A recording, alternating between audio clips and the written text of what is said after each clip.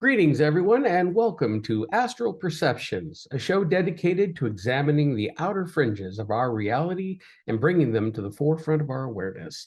I'm your host, Mark Johnson. I'm about a week behind in doing these shows. I had some issues come up last week, so I had to shuffle some things around.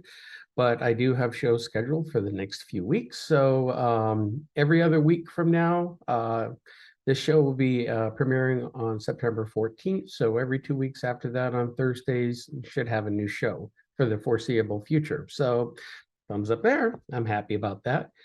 Um, Before we get into introducing tonight's guests and topics, I just wanted to address a few things. Um, I I got a nasty note from my last show, somebody slamming me for being political, and they'll never listen to the show again. Well, bye.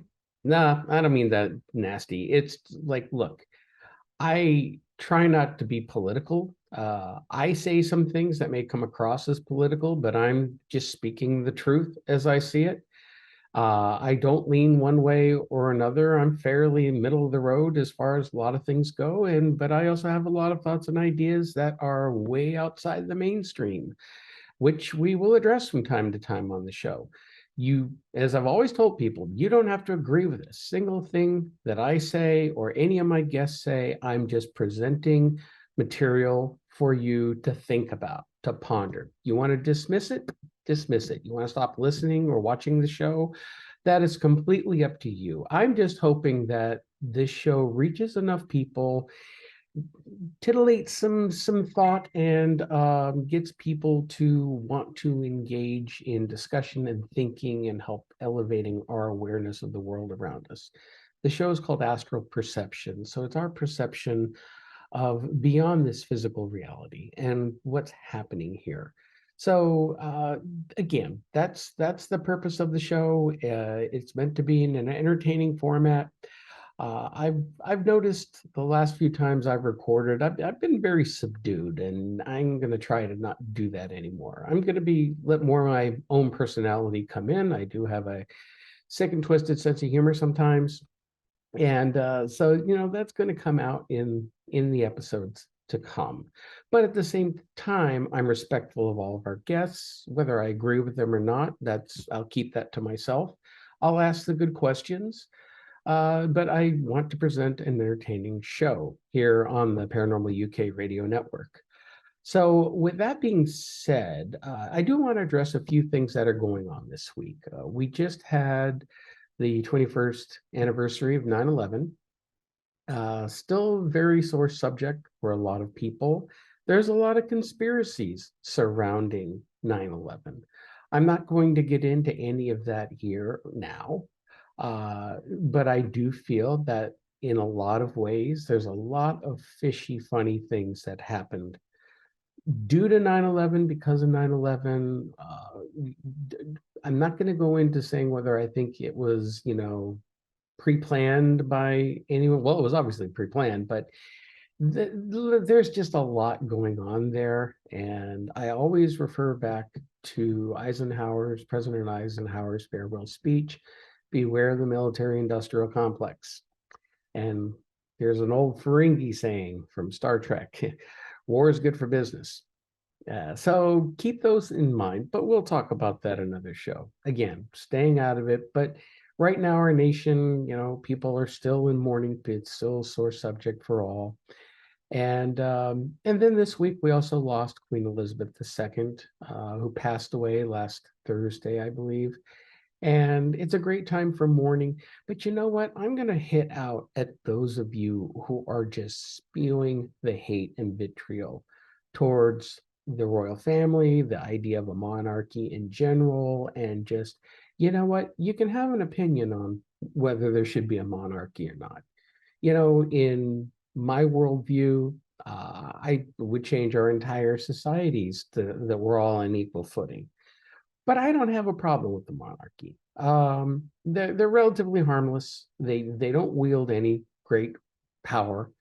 England has a parliamentary system of government. It's more democratic, and the king, now King Charles the Third, and before him his mother, are more figureheads. They don't have wield any political power. Now, people still have a problem with it and the money. And another show, another time, we can discuss it.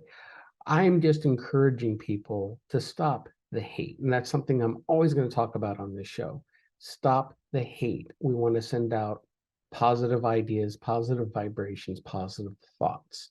There's way too much negativity in the world. So you're not going to get that here. I'm not going to be negative.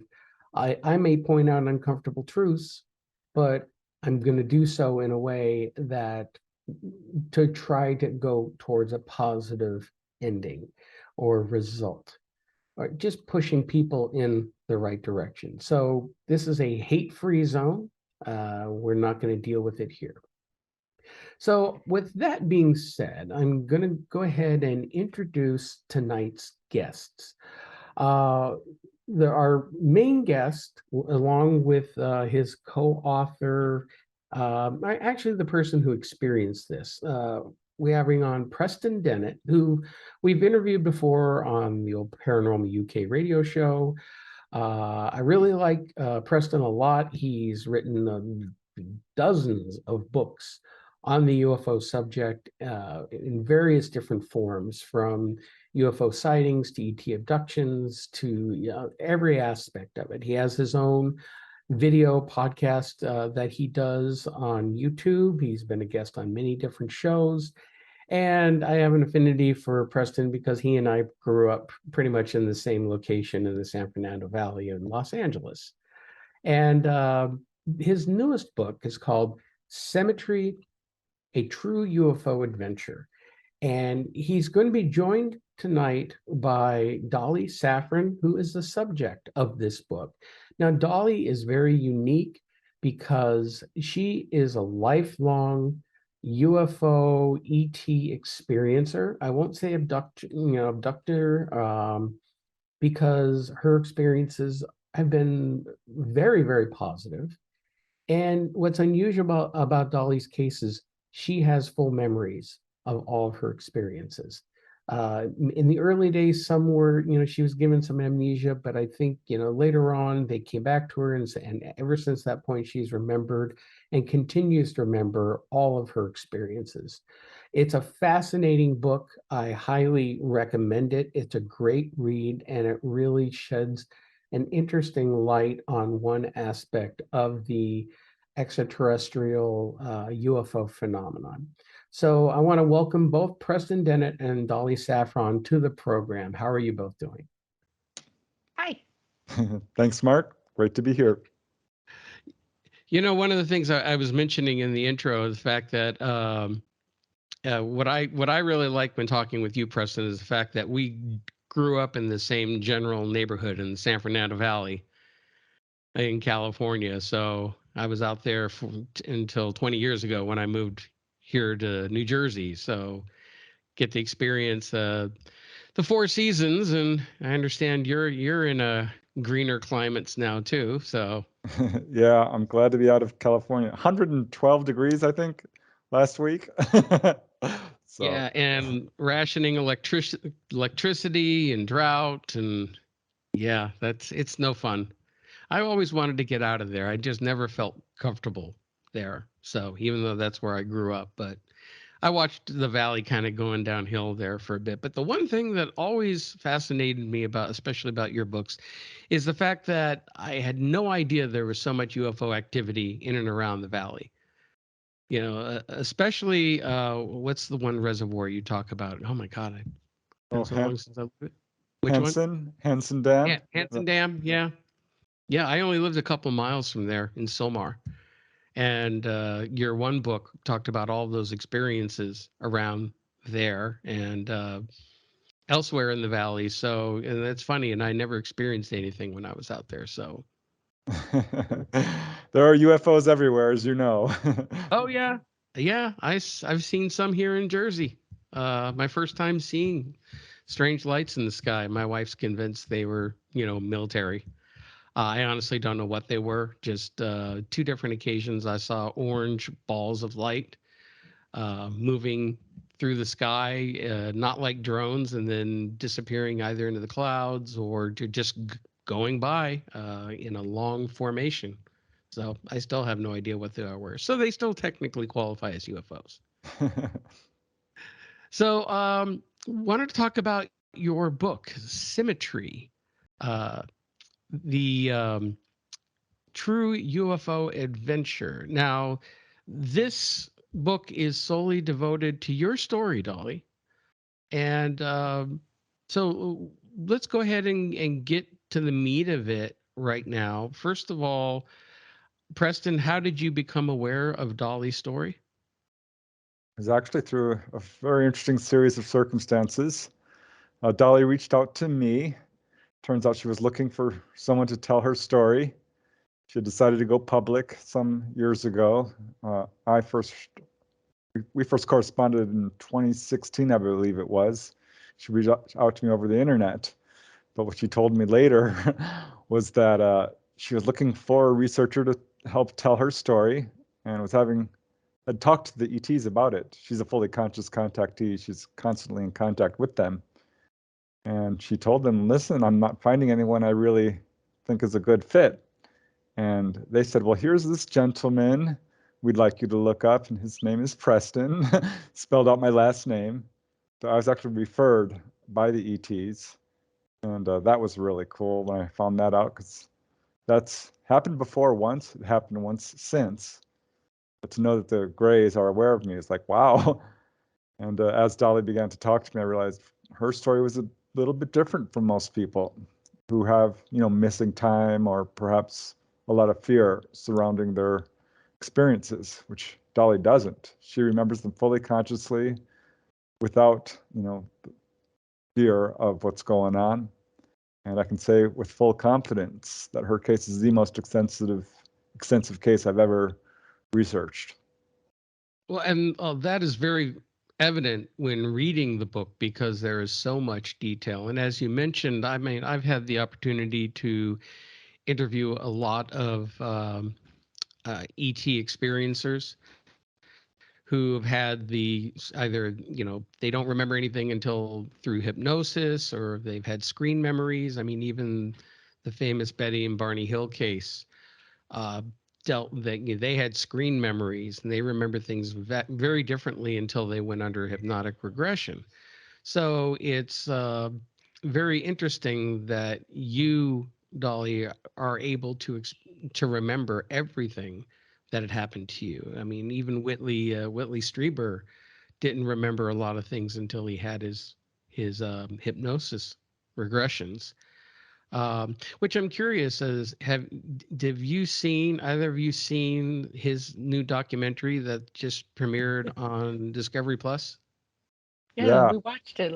I watched it, and then Preston was watching it too. We're on the phone watching that, it. So yeah, I like Whitley a lot. I've interviewed him a few times. I've read almost all of his books. And I'll be honest with you, I'm a little disappointed personally in how Discovery chose to handle it, because like most programs, they focus on the fear of the unknown.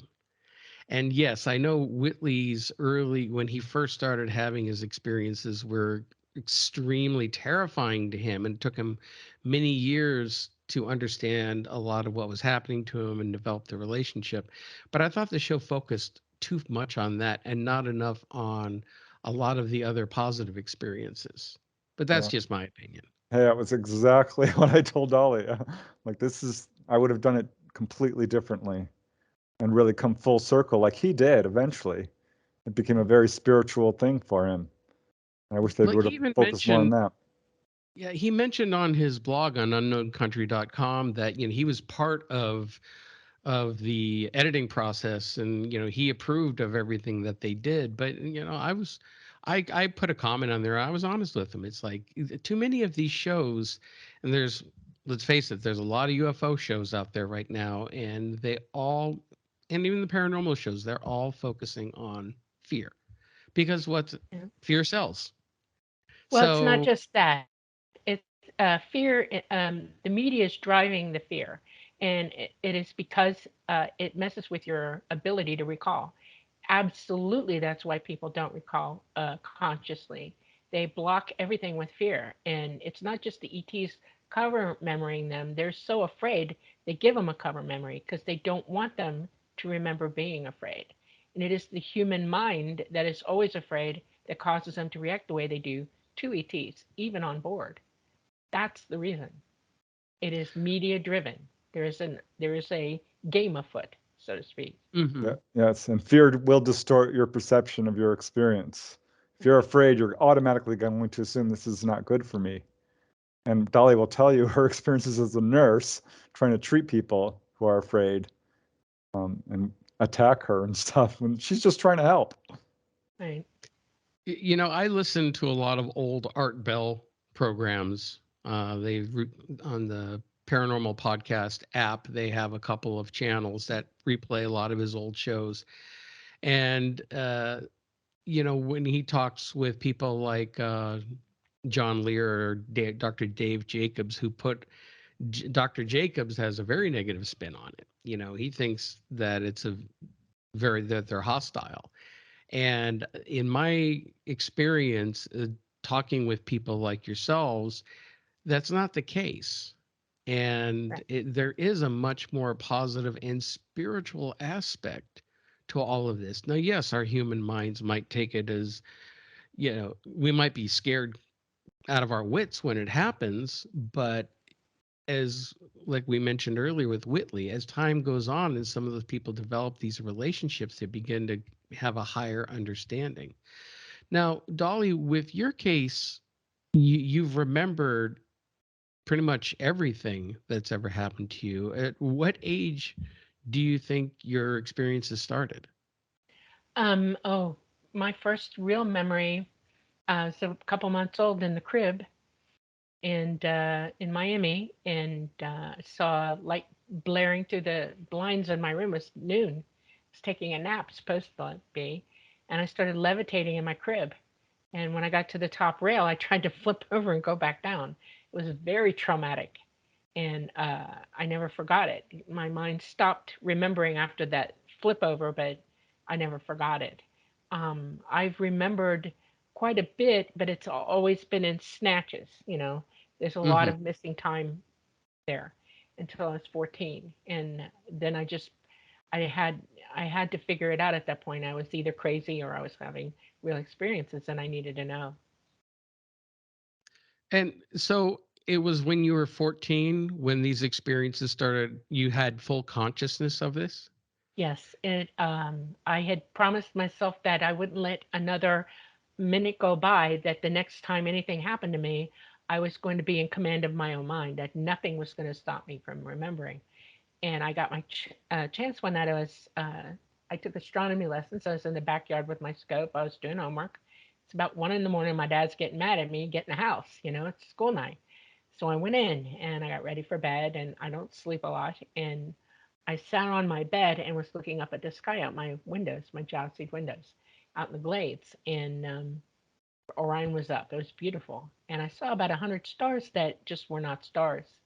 And I realized, oh my God, this is it. Here it comes. They paired off into twos. They went east, west, north, and south. One pair came down over our area.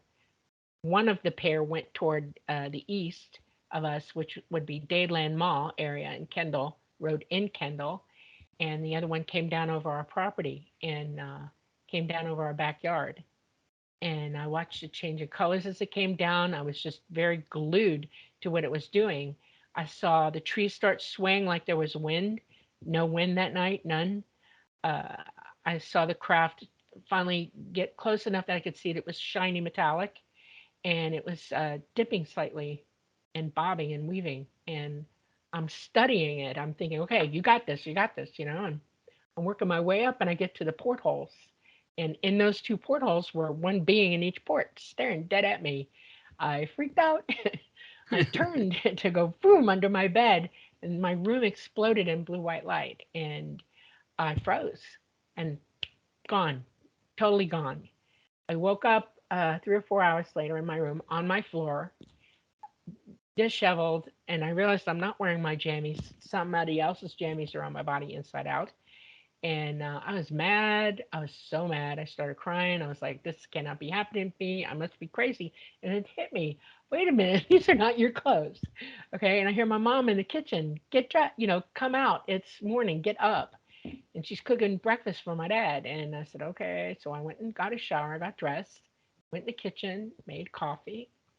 And I'm sitting there and I'm thinking, how do I tell this woman who hates this subject, has my whole life, does not like paranormal anything, that I have a memory, a solid memory, and something's going on. And I started asking her questions. Hey mom, did you all see anything last night? Did you see lights, wind, sound, something? She goes, what are you talking about? And she turned around and looked at me, and I said, UFOs. And she went, no, shut up. I was Mm-hmm. like, damn. I was upset. I was like, how? I got to have this conversation. At this point, there's no question in my mind. This is going to happen. This is going to get talked about. And the radio was playing Paul Harvey, and it switched to the news. And on the announcer, very first thing out of his mouth, 2 Dayland police officers saw UFOs last night, 1:30 in the morning. They described the whole thing. I lost my proverbial stuff. Okay, started jumping up and down. I was like, ah, it happened, and she was like, oh my God. And she turned around and almost yelled at me, get out of my kitchen now. I was like, God, never argue with a woman who's your mother. Okay, never. Mhm. They're cooking with things in their hands. No. And I went out the door. I started running out the door and I ran right into my dad. He's like, Dolly, calm down. You're over the top. Stop it. Calm down. I was freaking. I was crying. I was sweating. I was freaking out. He said, go meditate, because he knew I knew how. And so I said, okay. And I went in the bathroom, shut the light off, locked the door, only private room in the house, and slunk to the floor. And I thought, my God, how do I do this?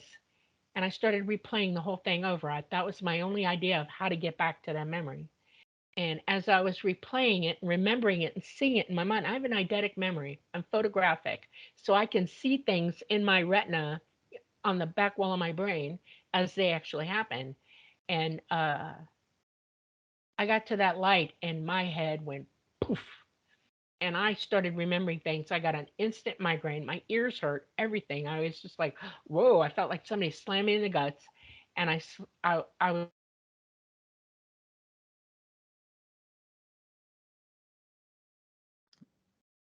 Uh-oh. Looks like she froze. Dolly, welcome back. I know we're having some technical issues here, so you're joining us by phone again. So why don't we go right back into what you were talking about? Where did I leave off? My ears hurt. So I didn't talk about the walk home yet, right? No. No, you were talking about you ran into your dad, and Oh, he told you to go meditate, and then I think you saw all the lights coming in. yeah. Okay. So after I talked to my dad, I started meditating. I went back over the whole thing in my head. I have a eidetic memory. I can see things, imprinted on my brain, whole pictures, everything. And when I got to the bright light, my brain clicked and it slammed into me that, oh my God, I remember everything. It was like somebody slamming me in the head. My ears hurt, my eyes hurt, my everything. I got sick, woozy, it was spinning around, and I realized what had happened. Um, I was taken.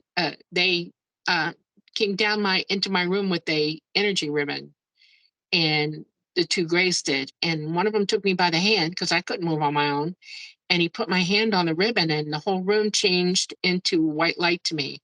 Everything became opaque. It was like I was lighter, and I felt myself lifting up, and we went up through my ceiling and through the tree outside and to this craft, and the ribbon ran up alongside the craft, and they had a hatchway open. And when my feet got above the bottom of the hatchway, he shoved me in, and I landed on my keister. And they came in behind me. They jumped in, literally, and the hatch closed. And I'm looking, and there's a woman sitting next to me, and I look up at her, and I realize, oh my God, I know this woman. This is a tall Gray. Her name, I call her Mama. She's been my helper liaison my entire life. And I freaked out. I was like, oh my God, I know who you are. Oh my God. And I got so emotional, and this was all so much, I puked all over myself. I threw up. Oh no. Um, the two grays came back and got me and took me to go get cleaned up. They took my clothes from me. They washed me off. I got a decontamination shower, and they gave me a smock to wear. They walked me back to where she was, and I was shaking by this time, and I was like, I'm in shock. And she said, you know what, walk around the craft, give her a chance to ground, get her to ground where she's at, you know. So they walked me all over the ship. They showed me everything, and everything that I saw, I knew. I went to a room that was my room. I saw my bed, my niche, my little side table, and one of my brushes that I thought I lost. It was a fuller brush, and it was laying right there. I was like, okay, all right, I'm good, you know. Ooh, and they gave me a drink, and that helped calm me down. And they took me back up to her. And when I sat down, she's smiling at me, and I hear this voice in my head, hey, kiddo, how you doing? And then I realized, oh my God, I know who that is. And that was Talata. He is a fifth dimensional entity. He's non-corporeal, and he indwells that craft. That's how they run. Every ET craft that you see is a biological vehicle that is indwelled by a dimensional entity. That's how they fly. And everything is run psychically on this craft, everything. And I was just sitting there. My head was pounding. They knew it. And he said, how you doing? And I'm like, I'm okay. And he said, I'm proud of you. You remember us. You're awake. And I was like, yes. And he said, we want to talk to you. Let's have a talk. And I said, okay. But he said, but first, let's go for a ride. And I'm like, whoa, I knew what that meant. I realized I was sitting in the pilot seat. I was trying to get up. And he said, no, you're going to fly. And they handed me a wand. Okay. And he said, this is going to help you fly the craft. You're going to talk to me. It reads your thoughts. It'll join us together. And I'm going to teach you what you need to know right now. So he briefed me on where we were going, what we were going to do. Well, he didn't tell me exactly where we were going, just gave me coordinates. We set out, and it took less than 5 minutes, and we were there. And we literally pulled up to Saturn. And we're, I don't know, I think we're 15 miles up of Saturn outside its orbital influences, you know, its gravitational pull. And I'm staring at it, and I'm like totally freaking out. This is the best thing that's ever happened to me in my life. I was awestruck. I mean, our optics doesn't do what's really out there justice at all. Our optics can't really truly see what's really out there.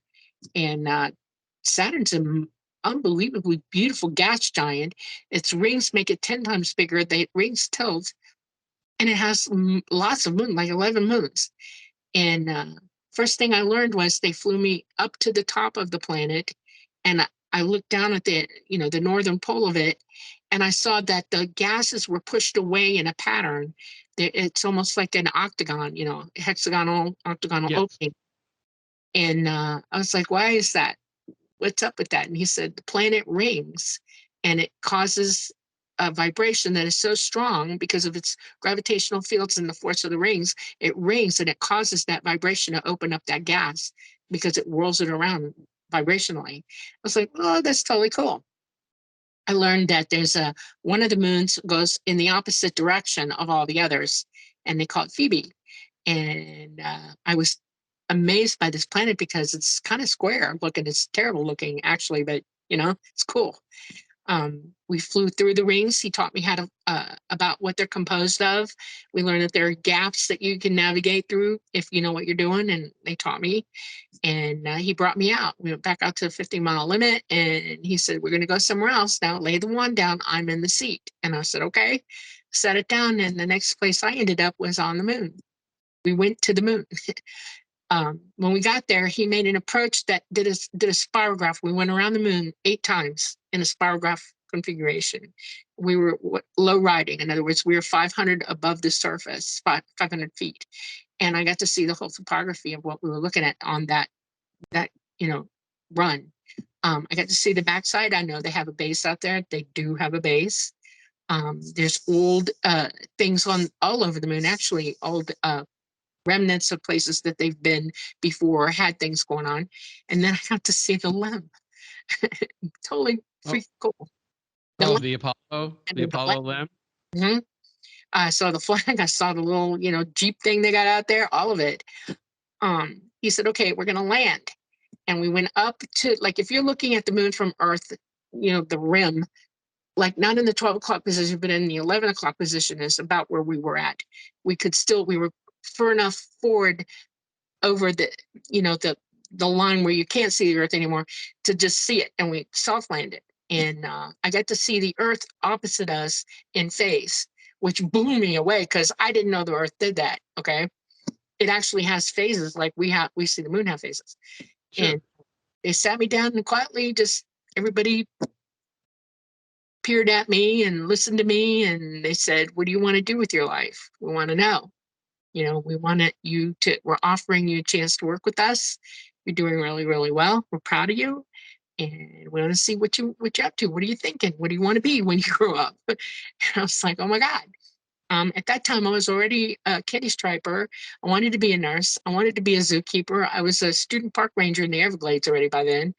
I liked oceanography. I liked astronomy, all of it. And I sat there thinking about it, and I was like, you know, and I said, I actually want to fly. He knew exactly what I meant. I didn't mean airplanes. I meant that. I wanted to fly that. Yeah. Well, who wouldn't? Exactly. Yeah, you'd have to be crazy not to Like, say that. sign me up. I'm right there. I didn't know how they were going to react to it, but I said it anyway. I'm very gutsy, and I said it. He said, okay, well, let's consider this. This is an interesting thing you want to do. And he started telling me that it would be a while before they would teach me if I passed. In other words, they were going to test me out to make sure that I could do this. It's a tremendous thing to learn how to fly these craft with an entity that's on board already. And so they tested me for about 6 months. Once a week I was taken, and things were done. You know, they finally said, okay, you passed, you're going to do this. And they told me it would be a few years before I actually took the seat. And it was 4 years. The day after my 19th birthday is when I flew first time. And that night of it's like, you know, after midnight on my birthday, May 9th, I flew and went out. So yeah, that's what I do. Here's a question for you. When you're taken, taken, I think is the wrong term. You obviously, when you have a relationship Yeah. with other entities, they're taking you as in like, let's go for a ride. You know, you're going with friends and family. Yeah. The Friends and family to me, I am taken by them. I go with my Yeah. family. Okay. It's not an abduction in No. the classic sense at all. But when you're going that often and you're growing up, and as you're going on with your life, how do you reconcile the two realities?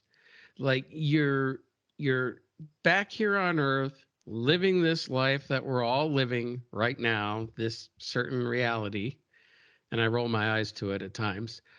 And then you go off with them, and you're living this other life. And again, based on what I'm reading in the book, it sounds like you're having a fantastic time learning and interacting. Does it depress you coming back here? Does it? How do you reconcile the two life experiences? I think one of the reasons that I had the split memory before I chose to know what the heck was going on, that worked it out for me all that time. I mean, I knew things were happening to me. I knew I was accumulating knowledge because I was really smart, over and above everybody else, even in my schools. Um, uh, so I was accumulating knowledge that I didn't realize I had. Um, it made me feel different. I'm cut off a bit because of my experiences. My family had a hard time with it. My mom. Okay. Uh, so when I was home here, I just tried really hard to fit in and do what I could and be okay. I didn't have a lot of friends. I was very, very isolated. The projects that I did, my father commanded most of them. My mom would give me things to do, and we would go together as a family. But my dad used to take me off to where he worked a lot. I used to go out on job sites with him. He kept me really close, and he would throw things at me that I had to learn by him also. And he made sure that I did astronomy and anything I wanted to do. They kept me engaged that way, mentally engaged, so I wouldn't focus on being unhappy where I was. They were challenging me to be happy where I was. So that helped. I had a good family life, even though my mom hated the subject. I had a brother, and great grandparents lived with me growing up, and had a huge, rich family and all of that. So that kind of helped. It didn't full on hit me what was happening, the duality of my existence, until I was in my 20s. And then it really hit me because I was choosing more and more to want to be with them than to live my life.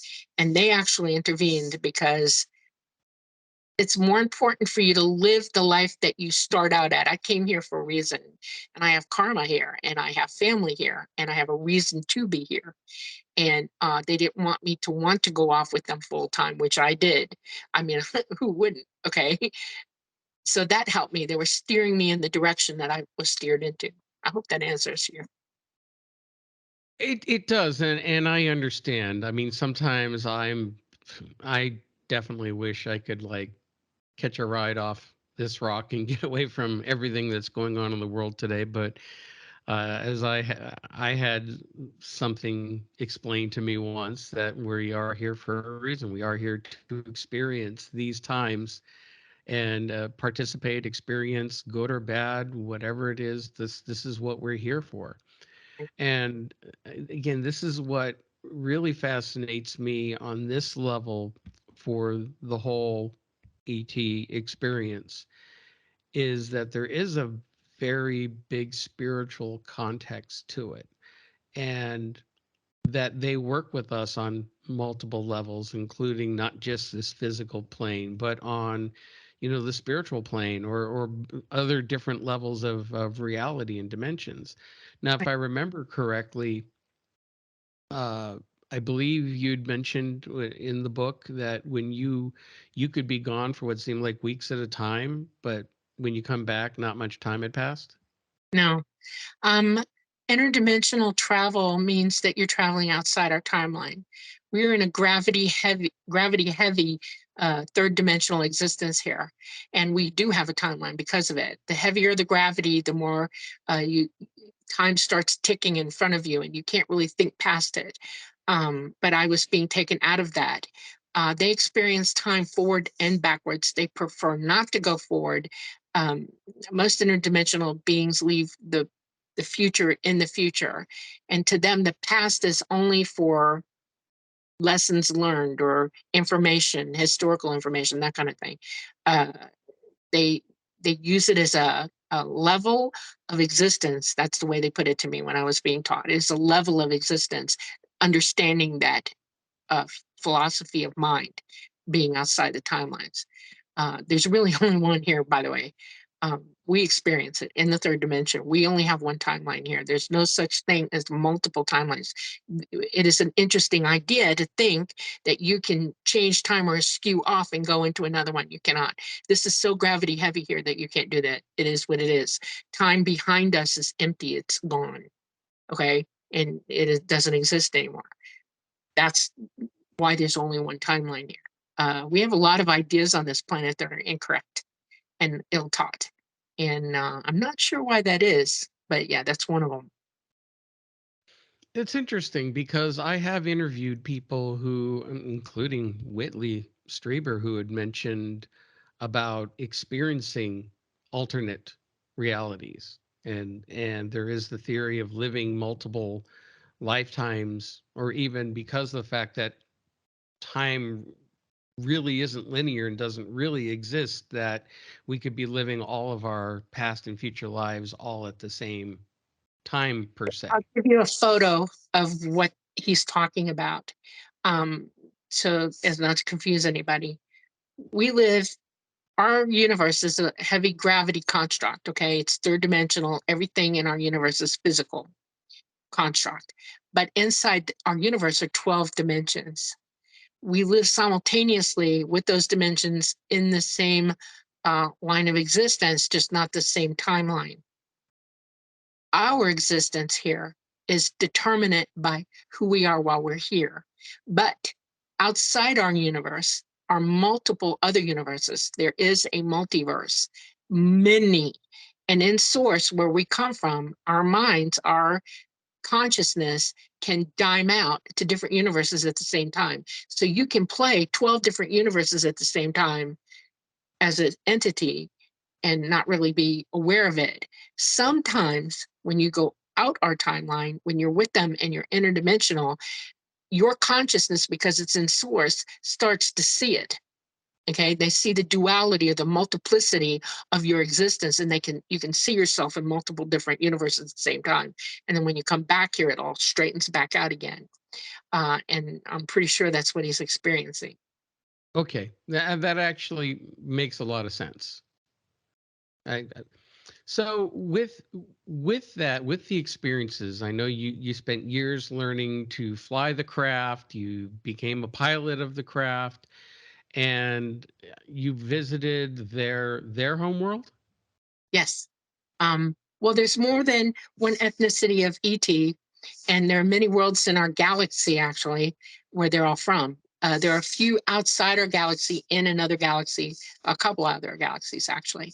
But the majority of them come from within our own galaxy. Our galaxy's rich with life. Now, going on back just a couple seconds ago when we were talking about the other realities, there's a lot of theories that a lot of these ETs, what we think of are not exactly extraterrestrial, but interdimensional beings coming here from another dimension rather than traveling across time and space. I know that the experiences chronicled at, let's say, the Skinwalker Ranch, where they've actually witnessed portals opening up in the sky at night, and you could see daylight in there and craft flying through. Okay. What are your thoughts on that, of beings coming from other dimensions? In my experience, what I was taught and what I've actually lived and flown into interdimensionally, like I said, we live in one universe right now. Us, all of us, the construct of it is the third dimension.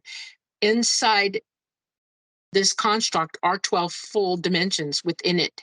Where you're sitting, where Preston is sitting, there are 12 dimensions on top of you, and we all exist exactly together at the same time. Okay? But because we're heavy, we don't see that. They don't experience time like we do. We experience the time. These entities that live there, and Talata is one of them. He is a fifth dimensional entity, non-corporeal. He's left having a body away from him, lives in the same space we do, interdimensionally. In other words, he's in one of the 12 dimensions. He's fifth dimension. That's why he's actually able to indwell their physical craft in this dimension, third dimension, and fly with them. ETs evolved eons and eons and eons ahead of us. They're extremely intelligent, well-developed, ascended creatures. And the ones that we meet here are already learning to travel interdimensionally. They haven't gone up into the dimensions, because whatever life you decide to live third dimension, you must eke it out and live it. But they're that much more advanced than we are. There are different levels of advancement. Okay. So when you meet an interdimensional being, he's living in that dimension and he's coming through to you. I will give you an example, an easy one. People talk about having guardian angels. You've met an interdimensional being that lives in the same space with you, that sees you, watch you living, loves you, because it's all about love all the way through everything. And if you get in a lot of trouble, they will take it upon themselves to try to help you any way they can. They will not suffer to see you suffer sometimes, and they will intervene, especially if it's not karmic for you. If it's just something that's not supposed to happen to you right now, they will intervene. There are also interdimensional beings who are from here, third dimension, but they've ascended so high, they've become light. Okay, they're getting ready to go into the fourth, fifth, and sixth dimensions, and they look like angels. They're light beings. They're corporeal, but they've turned into light, corporeal light. And that's really hard to understand. You're light, I'm light, we're all light, but we're so dense, gravity dense, that you can't see it as it is in you. Your molecules are so close, you don't see that fact, but you are. Some people are psychically developed. They can see auras and energy and stuff like that. That's what that is. You're light. Yeah, I'm absolutely convinced that most of what people are seeing are classic extraterrestrials, beings, biological, from other planets. I don't understand the resistance to this idea. The fact is, we are here on a planet. We know this. We know we're physical. The idea that there are other beings out there like us is almost inescapable.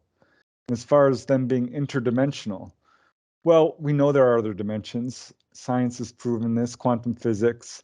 And the fact is, all life has an interdimensional aspect to it. We can go out of our own bodies to a higher dimension. So I'm not sure how useful it is to call these beings interdimensional, because yes, of course they are. All life is. That does not preclude them from being extraterrestrials. And the fact is, our government has these ships secreted away at places like Area 51 or Edwards or Wright-Patterson. We have the bodies. Right. This is a physical phenomena. These Right. are not us from the future. I don't think there's any good evidence to support that. These are not some phenomena that wears different masks and manifests as extraterrestrials, which is another serious theory that people are putting forth. It's not demonic. I've looked into that seriously. We are dealing with people very much like us, more like us than different. I would like to expand that just a little bit. He's absolutely correct. Where Talata is from is the same space as where Mama is from, a tall gray. He has lived many different lifetimes in many different places throughout our galaxy, either in third dimension or fifth dimension. He can come and go as he pleases because he's ascended to be able to do that. If you see an entity come to you and it's from that part of space, that part of our galaxy, and it's coming to you interdimensionally to get here, which is how they travel. They travel through light gates to get here, dimensional light gates, that you could say, well, that's an interdimensional being.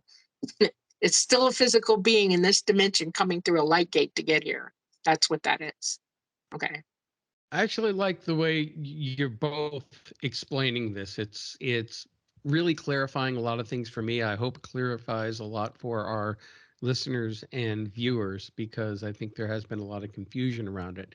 Even I've had confusion on it, and you've just clarified it for me. Why are they here and interested in us? Why are they interacting with us? They are our progenitors. We are related to them. All life in our universe is has DNA, is genetic. They're humanoid. We're very closely aligned with the Greys, as a matter of fact, because they're as close to us as can be. We can breed back and forth with them.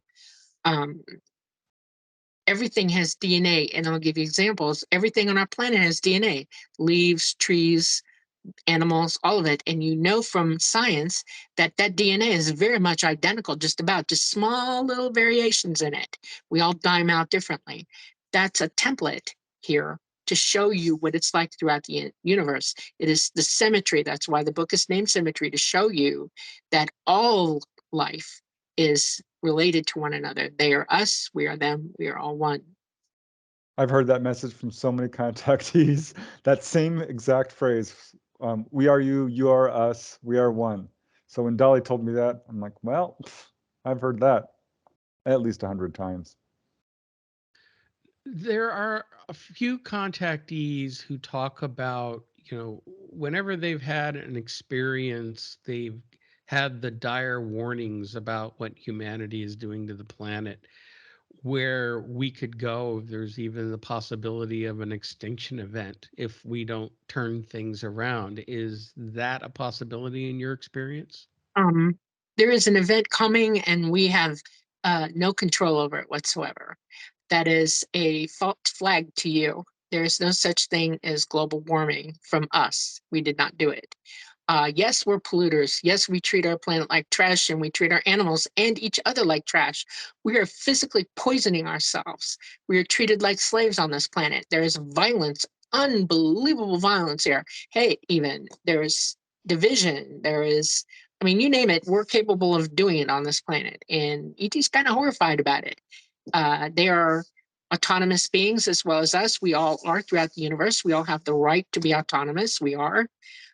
So we choose our own destinies here. We're on this planet together, and our entire destiny is sort of locked in with one another. This is how we learn. for some unbelievable, unexplained reason, we've decided to make things that make us sick, or we've decided to do things that are unhealthy mentally, physically, you name it, to the planet as well as us. ETs don't live like that. They live in a union with their worlds that they live on. They are conservators. They understand that all life is cyclic, all life is dependent on all life, and they live that way. They've left those paradigms of treating everything badly long ago.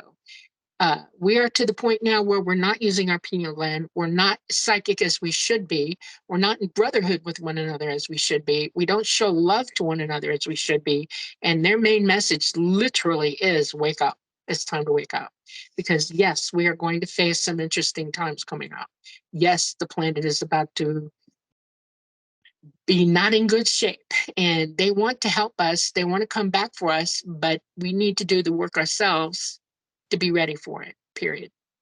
Yeah, that's been the same message from the beginning of contact, whether you're talking about the era of the 1950s and the friendly human-looking ETs, but the grays, the mantids, and the humanoids of all types are basically giving that message.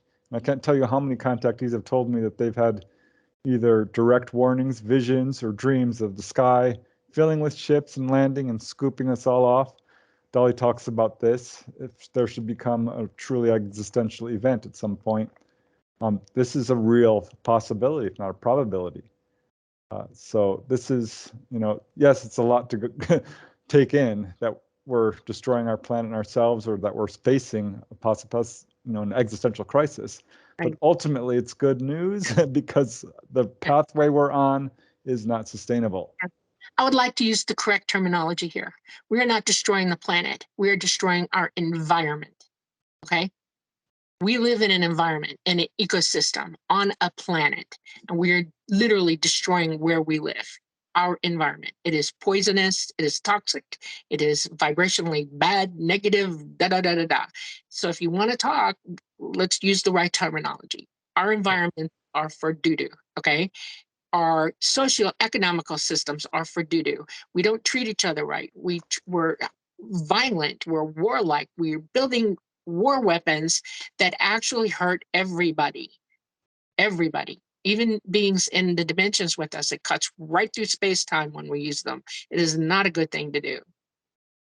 So See, what's frustrating for me, and like your perspective on it, is the fact that we here, and I'll use us three here, are as individuals. We can see this and we know this.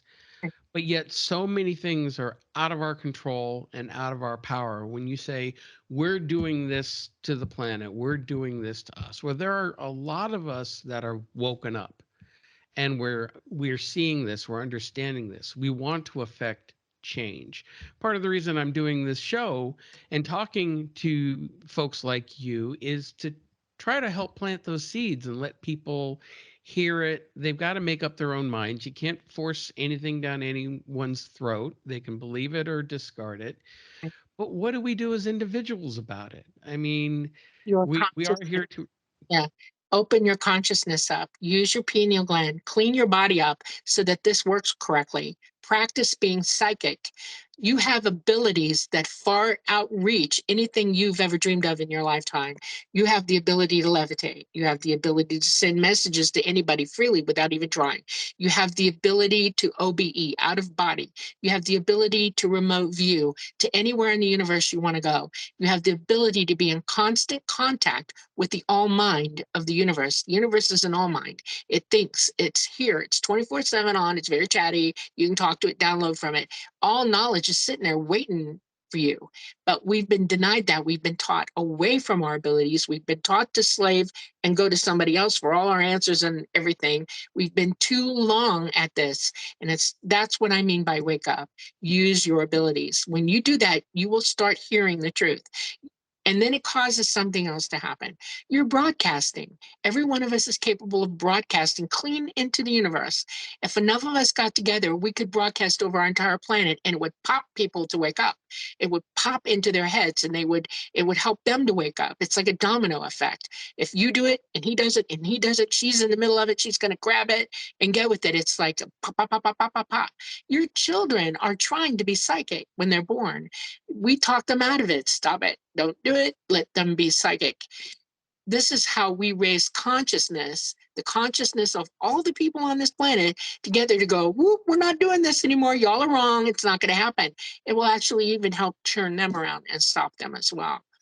Yeah, there have been scientific experiments on this, on prayer and meditation and how it affects the environment. One person can have an effect. If each person steps away from fear, this will have an effect. It's up to us to individually do the right thing. If you're, lay down your arms, do not agree to shoot people, legally or otherwise. I mean, everyone can take steps, however small, of saving food and water, doing the right thing, loving each other. There was a quote directly from Quasga, Betty Andreasen's main gray alien contact, who said flat out, "Love is the answer for humankind." Direct quote from a gray. And I think that is absolutely true. It may sound idealistic, but if we actually did love each other and acted on it, allowed love and truth to guide our actions, we'd be just fine. Right. And use your psychic ability. There's an app for that. Believe me, Russell Targ, who is a CIA operative, one of the most psychic men on this planet, before he died, he knew, oh my God, what have I done?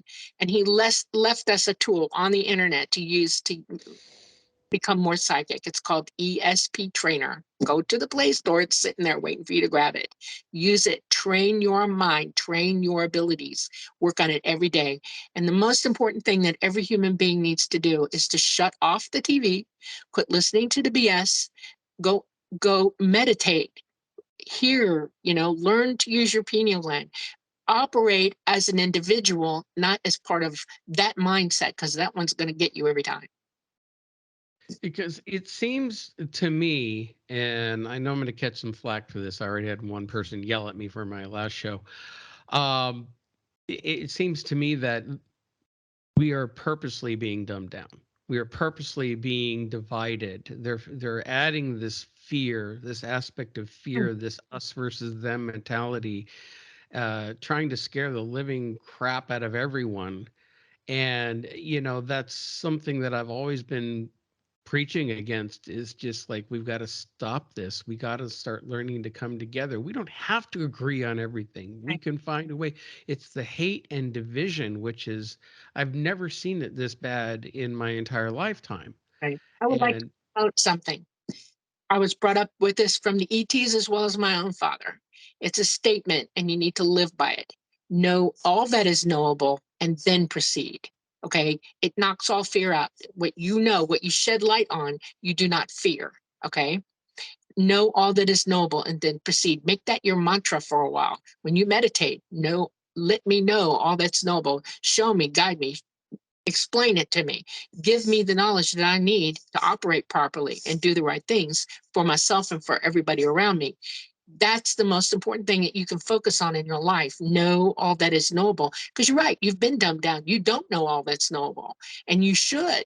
You should have the ability to grab at that anytime you want, anywhere you want. That's important.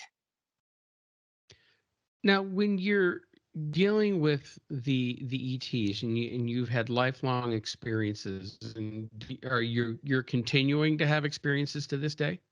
Yes. Right now I'm sort of grounded because of what's happening. They, about a year and a half ago, left. They are not around us right now. They do watch us. They have drones. They have sentinels in our system because of what's coming at us. They are waiting for the ability to come back. There will be a whole on rescue at that point. There won't be anybody that doesn't know they're for real at that point. But they are psychic. I am in communication with them constantly.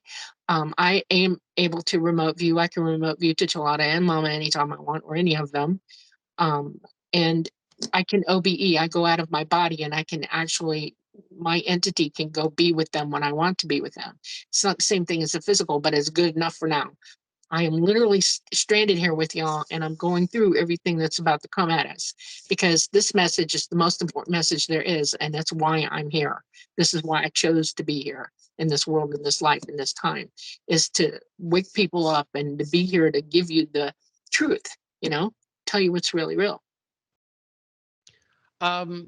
You may not be able to say, but is there a rough time frame that we'd be looking at for this to happen?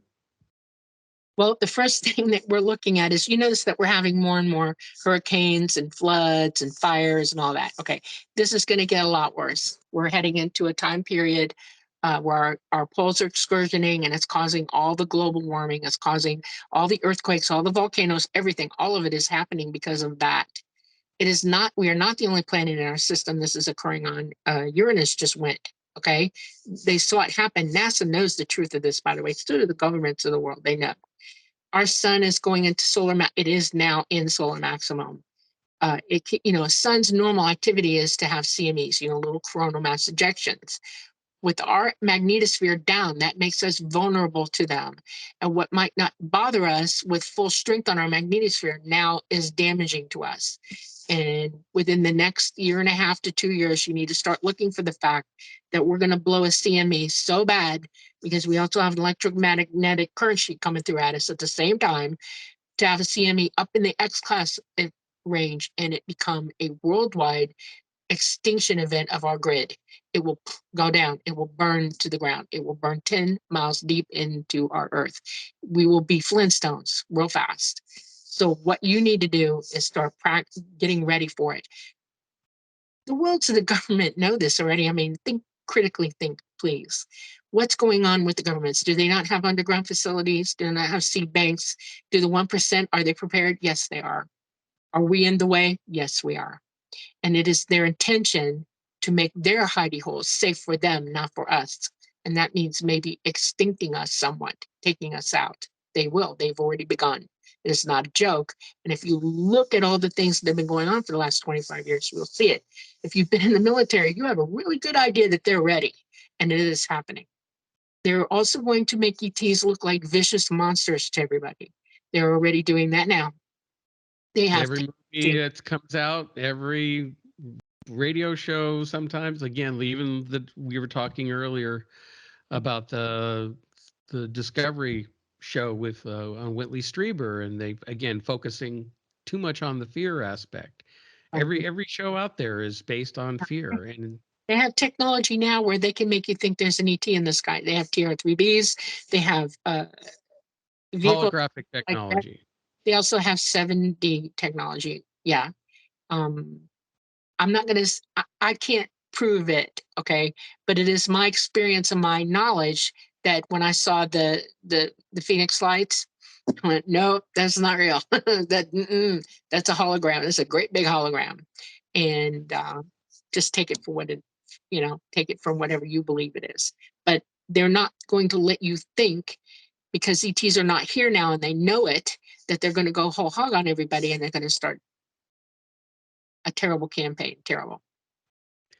So let me understand exactly where this is going. If we're looking at an extinction level event, I've always worried about having a CME hit us more than anything else over the last 20 years, mainly to knock out the electrical grids, putting us all back 200 years, and then watching everything falling apart from that point. But you're saying that it's going to be so massive that it would basically fry us to a crisp. Right. The elites can escape down underground. The rest of us, we're screwed basically. Now, but you mentioned something. Get away from the electricity, you'll be fine. You just need to be able to control your environment somewhat. In other words, no electricity. Make sure you've got some water that you can get to. Make sure you've got enough food planned ahead of time. But get out of the cities, get away from your homes, because they are electrical and they will burn. What about you? I thought I heard you mention something about the ETs coming down and helping evacuate or doing a mass exodus. Is that for everyone? Is that for a select few? Okay, I'm going to preface this first before I tell you.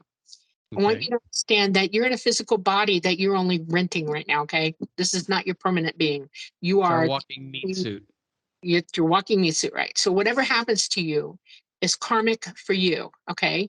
And either you make it to that point or you don't, but you're not dead, you're moving on, okay? And you will go to better things. You can do anything you want at that point because you're minus the heavy gravity, heavy meat suit. So keep that in your head. I also want to say this, whatever is coming, I want you to remember this. Please don't get depressed. Please don't get upset. Please don't panic and be in fear. Live your life every day. Be happy. Whatever you do, do with joy. If it means surviving, survive with joy. Do whatever it takes. Okay. Now, with that in mind, move forward to this. There is not just a grid explosion on our hands. We are looking at our planet going to roll over. This is a 6,000 year event. It happens every 6,000 years on this planet, give or take a few, and we're going to roll over. We have already moved 40 degrees in our axis. Do you realize that, correct? I've been watching that, yes, online. I've been watching how the poles have been They've been wandering. moving. No, our actual physical axis has moved over 40 degrees. People have noticed it forever. They're saying, the sun just doesn't come up where it should anymore at a certain time of the year. And they're right, it's 40 degrees. They've changed every ALS landing thing all over the globe millions of times because we're moving. We're getting ready to go bloop and roll over. That is an extinction level event. You will die in that. ET's got to get you after the CME and before that event. And that's when they'll come. And we're looking outside 8 years from now. Okay, so you're going to be possibly without grid for 4 years easily before they come back. Okay, but they will. When they do come back, it will be a massive upheaval of everybody. There are others like me on this planet who are flyers, and we're home with y'all. Okay, and we plan to survive it the best way we can. And if I do survive it, I will be picked up first, and my personal family or whatever, whoever's around me, I'm taking with me. Okay. But once I go, we come back at the same time. We will land on every path, every airport, every road, every parking lot, every driveway, everywhere you can imagine all over this globe at the same time. And if you're still around for this event, you will go. Okay. Those who are not going, who they will refuse to take, and I'm not saying who, what, where, when, or why, I would like to see everybody evacuate this planet, good, bad, or indifferent. But if you're going to be a hardliner, okay, and not accept reality and what it is you must accomplish before that happens, they will blind you to the fact that they even are here. You won't see it happen. They will come down, and everybody who does see will go, and those who do not will not. You'll stay behind. This is spoken of in many biblical texts. Many different cultures talk about this. They have the ability to blind you to the fact that they've landed and they want you on board. Those of you who are going will see the doors. You'll see us open, and we'll say, "Get on now," and you'll go, and you'll be taken to safety. Interesting. And with the time frame very much in this near future. Yes, that's why they're acting the way they are. They don't have a lot of time. They have a lot of work to do between now and then because they really truly believe that they're going to survive this. They believe they're on proverbial BS. And in the meantime, all we can do is just do our best to be good humans, try to love each other, try to get past all this, what's going on around us. I think, unfortunately, we're going to be dealing with a lot of insanity for the next couple of years because I don't see get any better. Yeah, well, add into that, what's happening right now with our magnetosphere, it's being down. We're being hit by loads of gamma radiation, and it's already having its effect. One of the reasons that humans are contacted so much by ET is not to harm them in any way. It's holding up their DNA. If they can bolster your DNA and hold it up, they are. And that's exactly why you're brought on board. We have proof of that, by the way. NASA knew to prove it, and they did. They had 2 astronauts who were twin brothers, identical. One went up for a year. His DNA no longer matched his brother. Okay, That's serious. You can look at the stats, medical stats. There's more cancer, there's more mental disease, heart problems, there's more autoimmune disorders. I mean, the list is endless. So your mental capacity is being bombarded by gamma radiation now. That's why you need to meditate. That's why you need to open this gland up, because that will protect your mind. Okay. You give the seat to your consciousness, your true consciousness, not the brain that you're operating with, because your consciousness is the real ruler of who you are. It is who you are. Okay. So you open that gland up and you keep yourself straight that way. Your who you really are will keep you straight through it. Okay. It'll help you. You'll feel better. You'll be happier. You'll understand the truth. Life will show itself to you in ways you never even imagined. Now, where to go from here? I mean, it's heavy and hopeful at the same time. Very well, anything is really. I mean, when you think about it, even the Bible, it's kind of convoluted and everything. But even the Bible is, people say, I read Revelations and it freaked me out. Really? No kidding. The good news about this is that God is not a guy up there with a big stick going, boom, you're going to hell. Okay. This is not it. We're all on an evolution of our own. We all come here because we're learning. You can't learn everything in source. You can know everything, but you can't experience it or employ that knowledge as wisdom. That's why we come here. Okay. So this is really an experiment in how much you can do in whatever time you got left to the positive, not the negative. That's all. Yeah, welcome to life on Earth. I mean, it's been bad and brutal for millennia. It's a lot better than it's been before. And I think it behooves us all to remember that we are eternal beings, that death, as many people think of it, is simply not true. We don't cease to exist. We just get a new body if we want one. So this is a big learning lesson. And once I think you really start to have experiences like with out-of-body experiences, that removes the fear of death and removes fear of living on Earth. The universe is safe. We're gonna be just fine no matter what happens. Your psychic ability opens you up to who you really truly are. Have you ever had people say, I remember past lives? I know that we exist. I know we come back. I have no problems with death at all. Ta-da! There you go. Use it. What would you say about people? And again, you are coming from a different perspective in that you have full conscious memory of your experiences. There are people like myself who can sit here and say, I've never had an experience, but I've had some dreams. Yeah. And this latest one I had about a month ago, I dreamed that I was taken aboard a craft, and it wasn't like I was taken out of my bedroom. I was standing with my wife. We were on a corner somewhere. It was very dreamlike, but then all of a sudden this UFO comes up, and then I start getting pulled up into the craft, and I'm sitting there going, "Oh, cool! they're taking me aboard." Yeah, I wasn't scared in the least. And then I had some experiences meeting very human-looking like people doing the examination. I saw some people walking around. Some looked very Native American, actually. And then I was sent right back down, and that was it.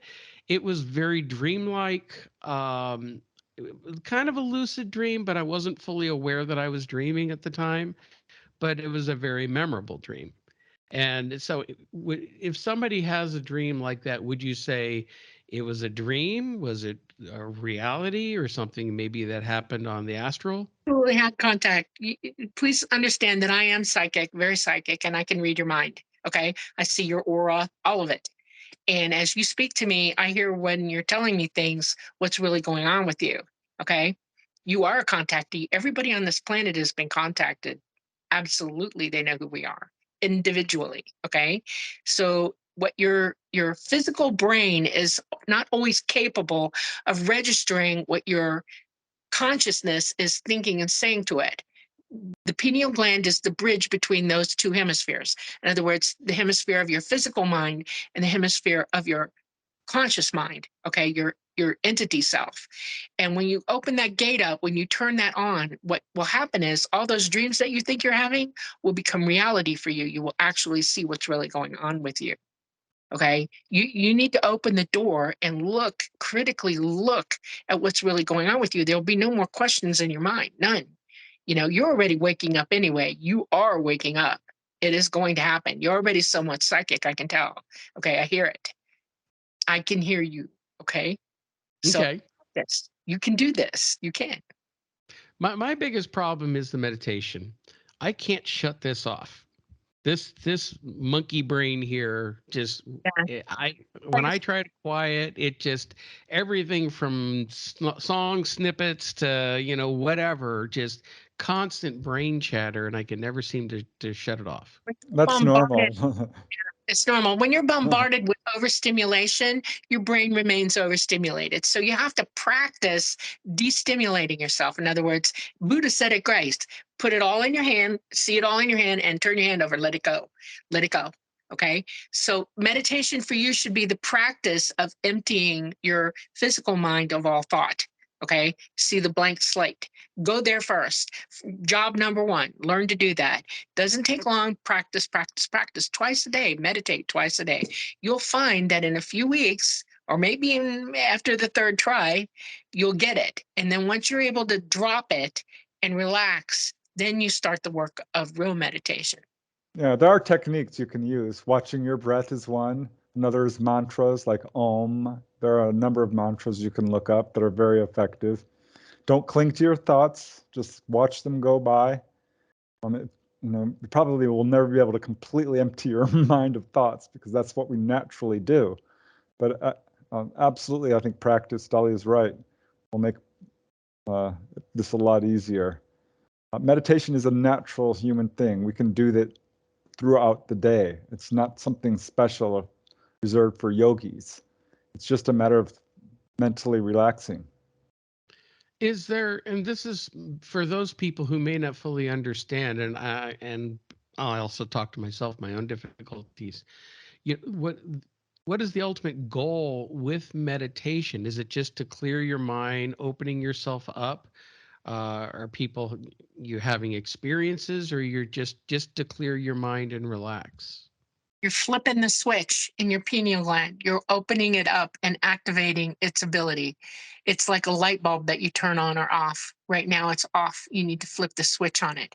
You need to relax to the point that you can let in what's psychically out there for you to let in. I stuff happens to me all the time. I'm always switched on. Okay. I never turn off. And I'm constantly bombarded with everything all around me, and I'm used to it. Okay. I can hear and see things all the time. I can hear people clean across the country. I I've lived with it. It's normal for me. But you need to flip the switch and quit hearing the static and hear what's really going on and tune it in. Meditation tunes you in to what you're receiving, your transmitter is receiving. You know, your brain is thinking in 5 different waves, right? Alpha, beta, theta, gamma, delta, right?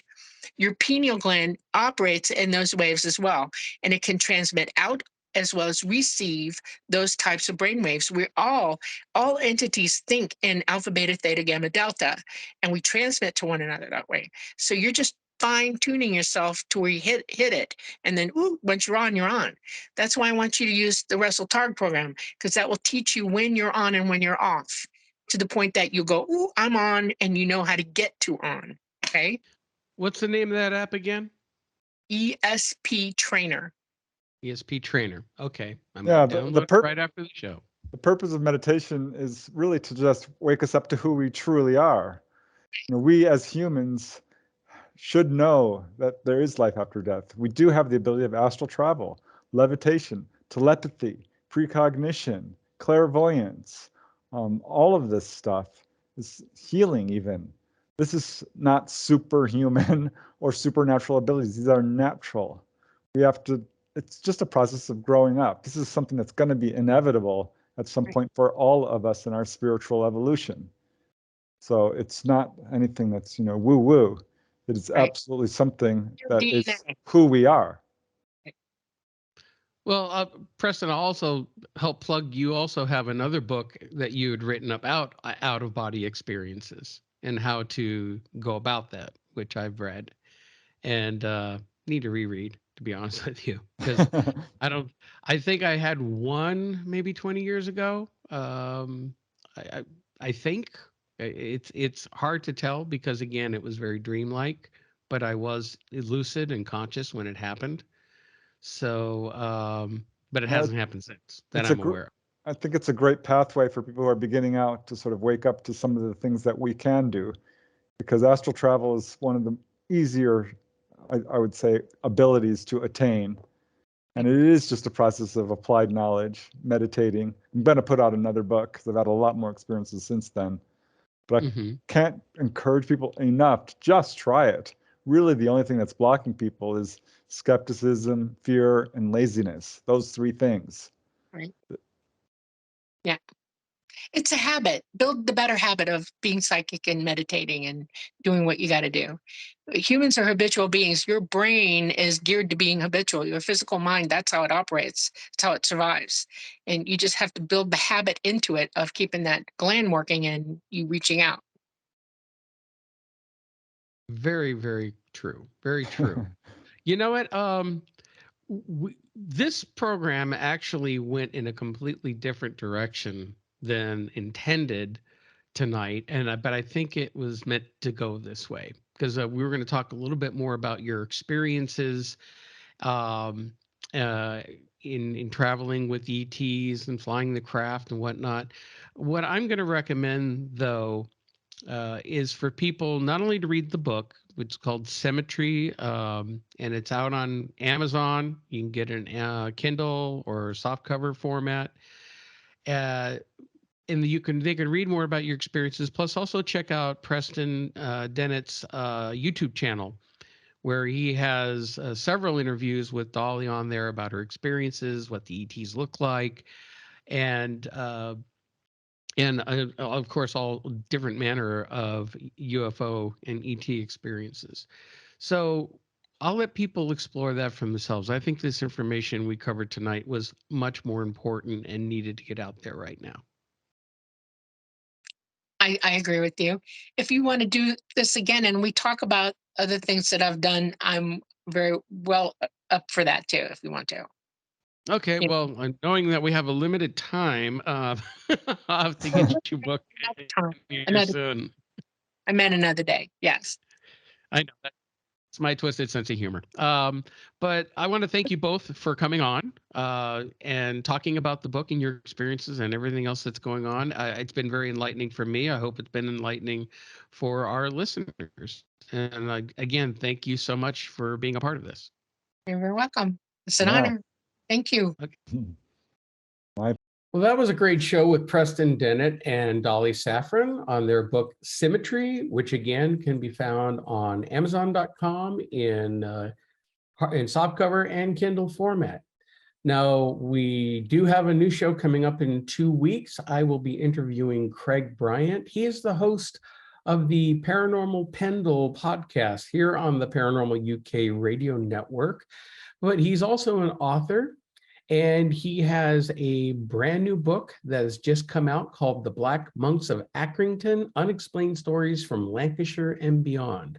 So we'll be looking forward to that. I want to wish you all a safe and happy week. And I'm looking forward to talking to everyone next time. So be good humans. We'll talk to you all soon. Have a good one.